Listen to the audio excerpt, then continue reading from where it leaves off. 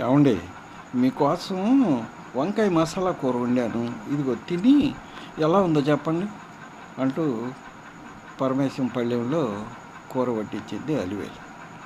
పరమేశం ఒక ముద్ద కలుపుకొని తిని, చిచ్చిచ్చి ఏమిటే ఇంత చండాలంగా ఉంది, ఇదివరకు నువ్వు ఎంత బాగా చేసేదానివి, ఈ కూర ఏంటి ఇలా తగలాడేది అని ఇసుక్కుంటూనే తిన్నాడు పరమేశం. అలివేలు నవ్వుకుంటా వంటింట్లోకి వెళ్ళింది. ఇదంతా చూస్తున్న వెంకటేశానికి మతిపోయింది. అదేమిట్రా, నువ్వు కూర బాగోలేదంటే వదిన గారు నవ్వుకుంటూ వంటింట్లోకి వెళ్తున్నారు? అదే, ఈ కూర పక్కింటి నుంచి వచ్చిందిలే, అందుకని ఆవిడ నవ్వుతోంది చెప్పాడు పరమేశ్వర్.